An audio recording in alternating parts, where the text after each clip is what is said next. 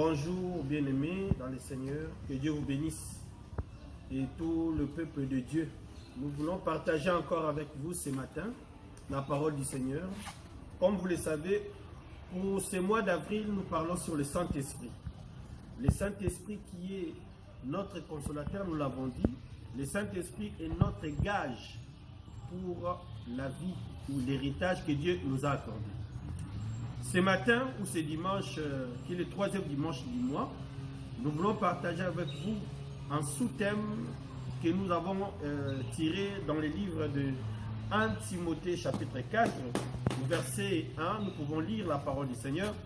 La Bible dit, mais l'Esprit dit expressément que dans les derniers temps, quelques-uns abandonneront la foi pour s'attacher à des esprits séducteurs et à des doctrines des démons.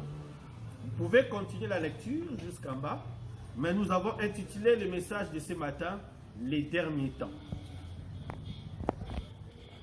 Sans pour autant effrayer le peuple de Dieu pendant ce moment difficile, nous voulons faire la différence entre la fin du monde et les derniers temps. Les derniers temps, ce sont des séquences de temps. Comme il y a eu un temps où la loi a régné, il y a aussi un temps de la grâce qui est différent de la fin du monde où le Seigneur va tout clôturer.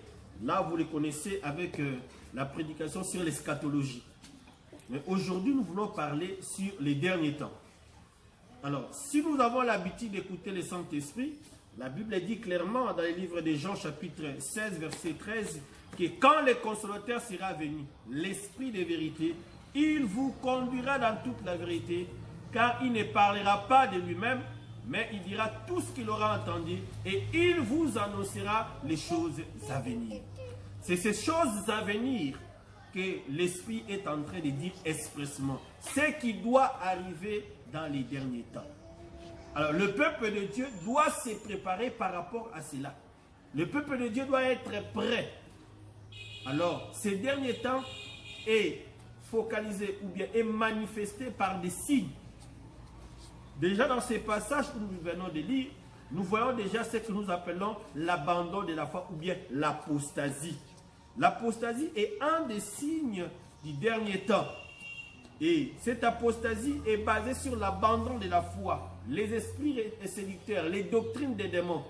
Les doctrines des démons, c'est l'enseignement où le diable est en train de souffler dans la bouche de certains hommes de Dieu, disons entre guillemets, qui parlent des choses en oubliant de dire au peuple de Dieu la vérité. Mais pas seulement l'apostasie, il y a aussi les temps difficiles. Et dans ces temps difficiles, comme nous le disons, ce sont des temps où la méchanceté des hommes s'est accrue. Et cette méchanceté-là, les hommes sont devenus égoïstes, méchants. Les gens sont devenus très malhonnêtes. C'est ça, les temps difficiles. Et en dépit de ces deux choses, il y a aussi ce que nous appelons la moquerie des hommes. Là, c'est écrit dans le livre de 2 Pierre, chapitre 3, où les hommes se posent la question, quand est-ce que Jésus reviendra? On a tant prêché, oui. On avait aussi dit qu'il y aura la pluie, les gens n'ont pas cru, mais le déluge est arrivé. Le Seigneur accomplit toujours ce qu'il dit. Et quatrièmement, il y a ce que nous appelons des catastrophes. Les guerres, les tremblements de terre, les pandémies, la peste, tout ce que vous connaissez dans le livre de Matthieu chapitre 24, on en parle. Dans Luc chapitre 21, on en parle. Tous ces événements, le Seigneur les a annoncés pour préparer son Église, pour planifier ce qu'il a prédit dans sa pensée, dans sa volonté. Mais qu'est-ce que nous, chrétiens, nous devons faire? Nous ne cesserons jamais de le dire. Marchons dans la sanctification. Ayons la vie des prières. Méditons la parole de Dieu, qui est notre code à suivre en tant que chrétien, dira notre pèlerinage sur cette terre. Alors, je vous conseille aujourd'hui, si vous n'avez pas encore accepté Jésus dans votre vie, acceptez-le parce qu'un jour, cette terre va passer. L'Église va être enlevée. Répentez-vous, venez à lui. Jésus-Christ revient. Ce n'est pas des fables, ce ne sont pas des racontars, mais c'est la vérité.